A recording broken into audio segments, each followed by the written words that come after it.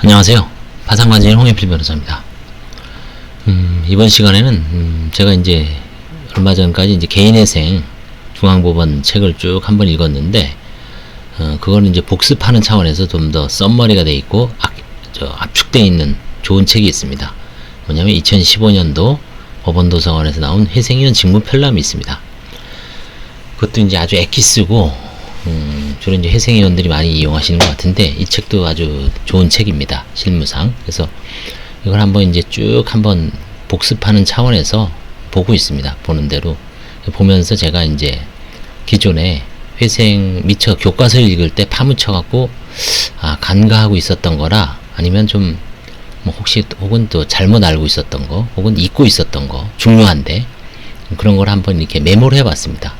뭐 그걸 이제 다 읽어서 다시 읽고 이제 기존처럼 강의하는 것은 이제 시간이 너무 많이 걸리니까 무리고 제가 한번 쭉 읽어보면서 그 중에서 좀 조심스러운 거 주의해야 될 것을 한번 정리해 봤습니다. 뭐 나머지가 다 중요하지만 한번 소개를 하면 그렇습니다. 도산, 파산회생 관련 책자를 읽고 짧게 정리해 봤습니다. 간과할 수 있는 회생위원 직무 편람에서 이제 발췌한 겁니다. 이런 식으로 해서 이제 앞으로 제가 이제 쭉 읽는 책은 이제 강의를 지향을 하고 제가 읽으면서 이제 어떤 뭐 서평이라기보다는 좀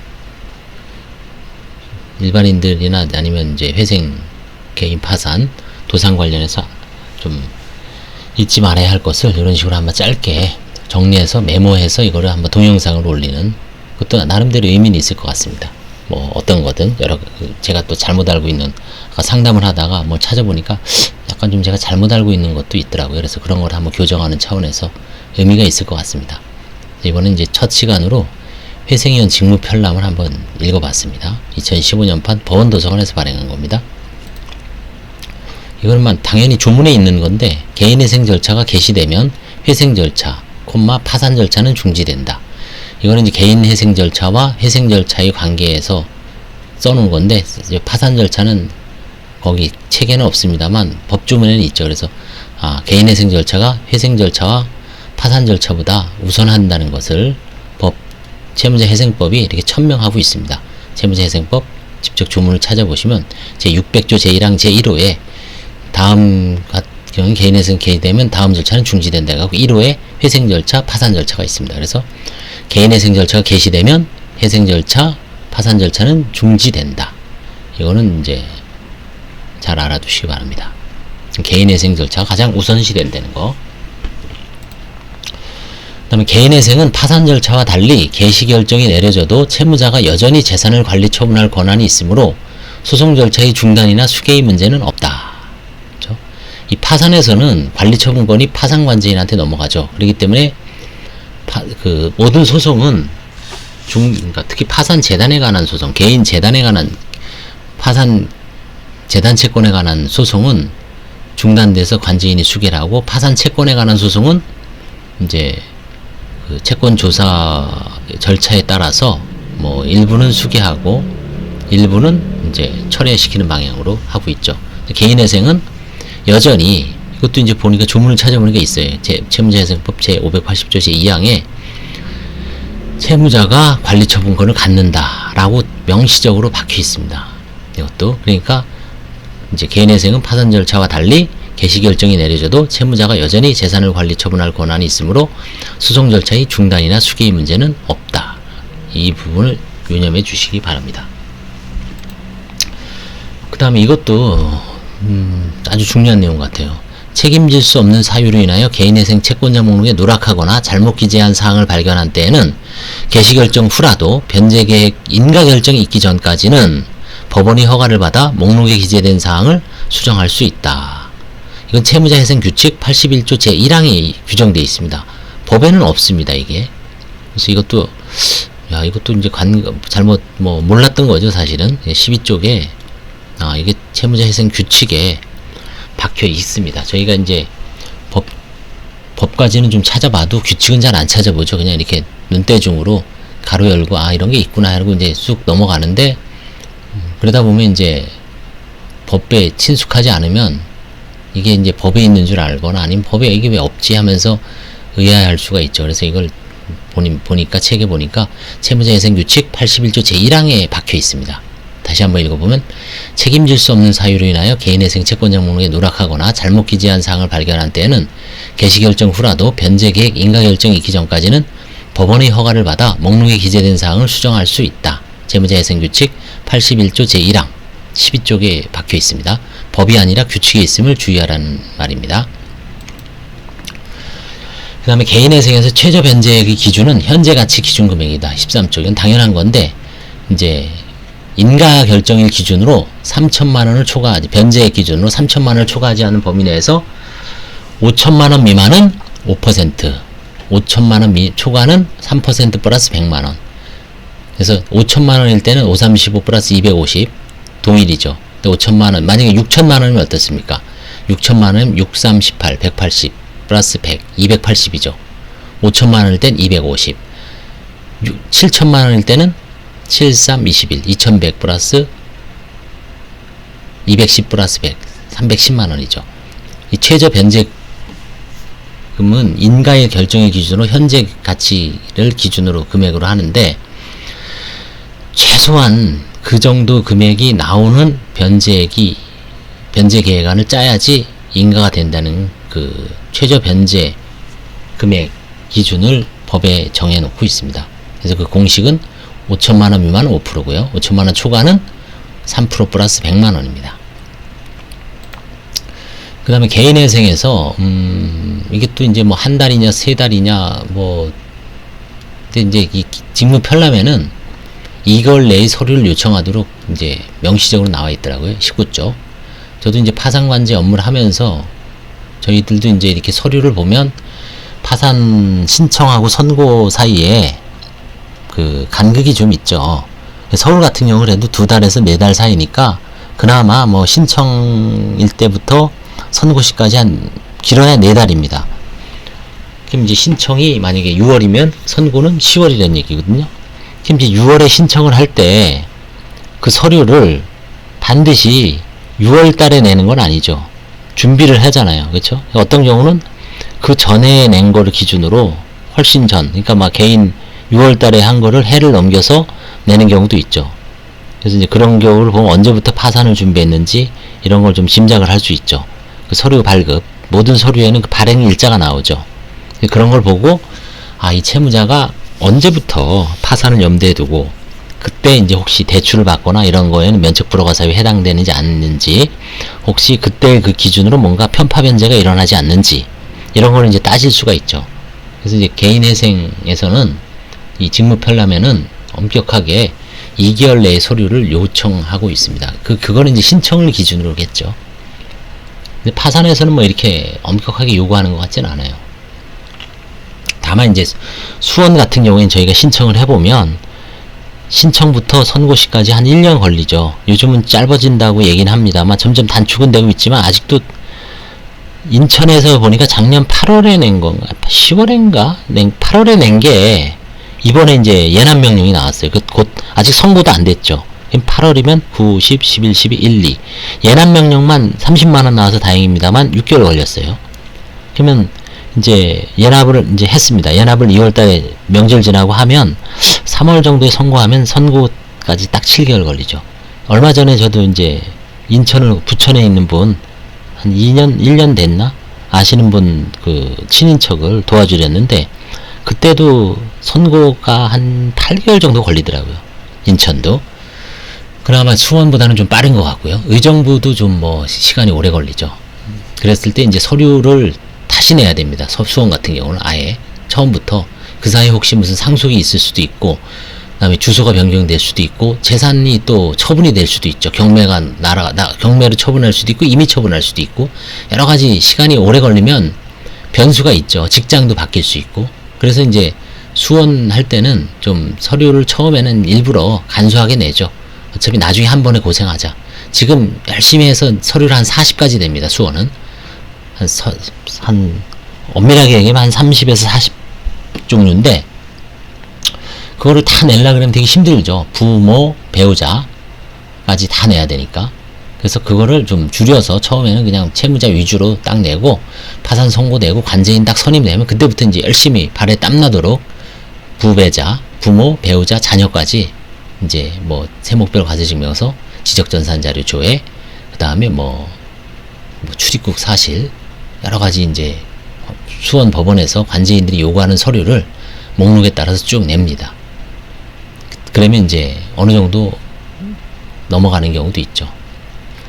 그리고 아예 처음에 채무자하고 조절을 잘 해야 됩니다. 채무자들이 불만이 많죠. 처음에 다 냈는데 왜 또 내라 그랬냐. 어쩔 수가 없습니다. 그거는. 수원 같은 경우는 현실적으로 선고가 너무 선고 시점하고 신청 시점이 간극이 벌어져 있으니까 그 사이에 무슨 일이 일어났는지를 관제인 입장에서도 장담할 수가 없죠. 뭔가 그래서 이제 최근 서류로 다 바꾸는 겁니다.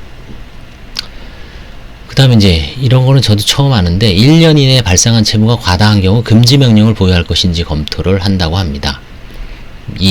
그 개인회생이 중요한 특징은 파산에서는 이미 압류가 돼 있고 그리고 이제 대부분 개인 통장을 사용하지도 않고 현금 거래를 많이 하기 때문에 금지명령 내지 뭐 중지명령을 하는 경우의 실익이 특히 없습니다. 물론 이제 법률구조공단에서 신청할 때는 그걸 기계적으로 하는데 가끔 이제 뭐 대부분 이제 판사님이 이제 발령을 내립니다만 개인회생에서는 되게 중요하죠. 왜냐면 압류 추심이 걸려 있으면 그 월급을 현실적으로 적립이 돼 있고 공탁이 될 수도 있고 압류 전부가 돼 있으면 그거는 이제 나중에 이제 회생계획 이후에는 또까지만 유효하고 그 이후에는 이제 일반 채권자하고 똑같이 취급을 하기 때문에 압류 전부, 압류 추심, 그 다음에 뭐 일반 소송 같은 것도 마찬가지죠. 소송 같은 건 중단할 수는 없습니다만 압류나 가압류, 강제 집행 같은 거는 또 금지할 수 있죠. 그래서 그 금지 명령이 포괄적 금지 명령 포함해서 뭐 중지 명령 이런 게 되게 중요하죠. 경매 같은 것도 중지할 수 있고요. 개인회생도 그렇고 법인회생도 마찬가지입니다. 개인회생, 회생의 목적을 달성하기 위해서 필요 불가결한 그 보전 처분이죠. 근데 이제 파산에서만 좀 많이 차이가 나죠. 활발하게 이제 발령이 되는데 이때 개인회생에서 1년 이내에 발생한 채무가 과다한 경우 금지명령을 안 해줄 가능성이 있다는 얘기죠. 그래서 이런 거는 아마 뭐 회생 실무에 교과서에는 명확하게 언급이 안 돼 있기 때문에 이런 건 이제 회생위원들이 어떤 내부 기준이라든가 이런 게 좀 엄밀하게 있을 것 같아요. 여기서 이제 살짝 1년 이내에 발생한 채무가 과다한 경우 금지명령을 보유할 것인지를 검토한다고 이렇게 가로 안에 이제 언급은 하고 있습니다. 구체적인 거는 언급은 언급을 안 하고 있습니다만 이게 2015년도에 쓴 책이기 때문에 벌써 6년 지났죠. 아마 지금 뭐 개정판을 준비 중이라는 얘기는 들었습니다만 아직은 개정판은 안 나오고 이게 지금 가장 최신판입니다. 그 다음에 이제 재산목록 설명 시 예금 계좌 거래 내역을 통해 다액의 입출금 거래 내역이 있는지 누락된 예금이 있는지를 확인한다. 이건 사실 동호 반복적인 얘기죠.